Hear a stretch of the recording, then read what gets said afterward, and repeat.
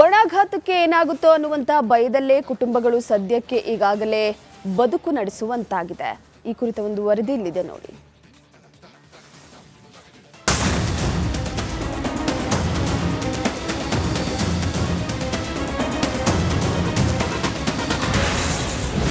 ಮುಂದುವರೆದ ವರ್ಣನ ಆರ್ಭಟ, ಜನರಲ್ಲಿ ಆತಂಕ.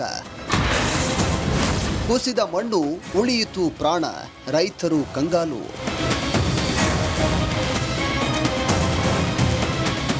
ಈ ವರ್ಷ ಮಲೆನಾಡಿನಲ್ಲೂ ವಾಡಿಕೆಗಿಂತಲೂ ಕೂಡ ಕಡಿಮೆ ಮಳೆಯಾಗಿದೆ. ಜೂನ್ ಜುಲೈ ತಿಂಗಳ ಮಳೆಯನ್ನು ನೋಡಿದರೆ ಮಲೆನಾಡಿಗೂ ಬರ ಅನ್ನುವಂತಿತ್ತು. ಆದರೆ ಆಗಸ್ಟ್ ತಿಂಗಳಲ್ಲಿ ಕಳಸ, ಶೃಂಗೇರಿ, ಕೊಪ್ಪ ತಾಲೂಕಿನಲ್ಲಿ ವರ್ಣ ಮತ್ತೆ ಅಬ್ಬರಿಸಿದ್ದಾನೆ. ಪಶ್ಚಿಮ ಘಟ್ಟಗಳ ಸಾಲಿನಲ್ಲಿರುವಂಥ ಕುದುರೆಮುಖ ರಾಷ್ಟ್ರೀಯ ಉದ್ಯಾನವನ ವ್ಯಾಪ್ತಿಯಲ್ಲಿ ಭಾರಿ ಮಳೆಯಾದ್ರಿಂದ ತುಂಗಭದ್ರಾ ನದಿಗಳಲ್ಲಿ ಏರಿಕೆ ಕಂಡಿತ್ತು. ಕಳಸ ತಾಲೂಕಿನ ಸಂಸೆಯ ಬಸರೀಕಲ್ ಬೆಳ್ಳೆಯಲ್ಲಿ ಅವಾಂತರವನ್ನೇ ಸೃಷ್ಟಿ ಮಾಡಿದೆ. ಭಾರಿ ಪ್ರಮಾಣದಲ್ಲಿ ಕೃಷಿ ಭೂಮಿ ಕುಸಿತ ಕಂಡಿದೆ. ಕುಸಿತ ಕಾಣುವಾಗ ಕೊಂಚ ದೂರದಲ್ಲಿ ಕೆಲಸ ಮಾಡ್ತಾ ಇದ್ದ ದಂಪತಿಗಳು ಜೀವವನ್ನ ಉಳಿಸಿಕೊಂಡಿದ್ದಾರೆ.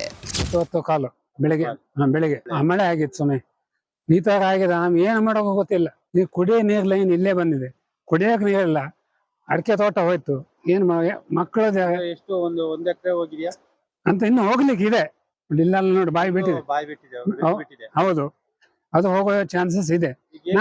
ಅಡಿಕೆ, ಕಾಫಿ, ಮೆಣಸು ಎಲೆಗೆ ಒಂದೊಂದು ಗಡ್ಡೆ ಉಂಟು, ಲೆಕ್ಕಗೆಲ್ಲ ಅಡಿಕೆ ಹೋಗಿದೆ.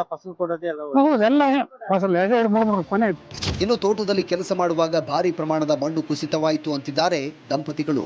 ಮಣ್ಣಿನ ಜೊತೆ ಕೆಳಭಾಗಕ್ಕೆ ಬಂದ ಕಲ್ಲಿನ ಬಂಡೆಯಿಂದ ತಪ್ಪಿಸಿಕೊಂಡಿದ್ದಾರೆ. ಹೇಗೋ ಜೀವ ಉಳಿಯಿತು ಅನ್ನೋ ಸಮಾಧಾನವಿದ್ರೂ 2-3 ದಶಕಗಳಿಂದ ತಮ್ಮ ಜೀವನಕ್ಕೆ ಆಧಾರವಾಗಿದ್ದ ಅಡಿಕೆ, ಏಲಕ್ಕಿ, ಮೆಣಸು ಬಹುತೇಕ ಕುಸಿತ ಕಂಡ ಜಾಗದಲ್ಲಿ ಮಣ್ಣು ಪಾಲಾಗಿದೆ.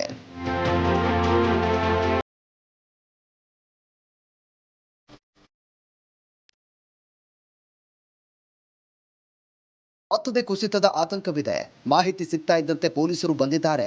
ಆದರೆ ಕಂದಾಯ ಇಲಾಖೆಯ ಅಧಿಕಾರಿಗಳು ಬಂದಿಲ್ಲ. ನಷ್ಟದಿಂದ ಸಂಕಷ್ಟಕ್ಕೆ ಸಿಲುಕಿರುವ ಕುಟುಂಬಕ್ಕೆ ತಕ್ಷಣವೇ ಪರಿಹಾರ ನೀಡುವಂತೆ ಸ್ಥಳೀಯರು ಆಗ್ರಹ ಮಾಡಿದ್ದಾರೆ. ನಮ್ಮಂದ್ರೆ ಬೇರೆ ಹುಷಾರಿಲ್ಲ, ಅಟ್ಯಾಕ್ ಬೇಕಾದ್ರೆ ನಾಳೆ ಬೇರೆ ಆಸ್ಪತ್ರೆ ಬೇರೆ ಹೋಗ್ಬೇಕು ಸರ್. ಭಾರಿ ಬಂಪ್ ಆಗಿದೆ, ಏನ್ ಮಾಡ್ಬೇಕಂತ ಗೊತ್ತಾಗ್ತಿಲ್ಲ. ಕಾಫಿ ಗಿಡ 1,000 ಇರ್ಬೋದು. ಅಡಿಕೆ ಗಿಡ ಜಾಸ್ತಿ ಇತ್ತು, ಭಾರಿ ಅಡಿಕೆ ಇತ್ತು. ಎಲ್ಲ ಫಸ್ಲ್ ಅಂದ್ರೆ ಎಲ್ಲ ಅಡಿ ಫುಲ್ ಅಡಿ. ಅಧಿಕಾರಿಗೆ ಮಾಹಿತಿ ಎಲ್ಲ ತಿಳಿಸ್ತೇ ಅಂದ್ರು, ನಮಗಷ್ಟೆಲ್ಲ ಅಂದಾಜಿಲ್ಲಲ್ಲ, ಎಲ್ಲ ಮಾಡ್ತೀವಿ ಅಂದ್ರೆ ಪರಿಚಯ ಇದ್ದಾರೆಲ್ಲ. ಏನ್ ಮಾಡ್ಬೇಕಂತ ಗೊತ್ತಾಗ್ತಿಲ್ಲ. ಒಟ್ಟಾರೆ ಪ್ರಾಣ ಉಳಿತು, ಜೀವನಕ್ಕೆ ಆಧಾರವಾಗಿದ್ದ ಕೃಷಿ ನೆಲಕಚ್ಚಿ ಹೋಯಿತು.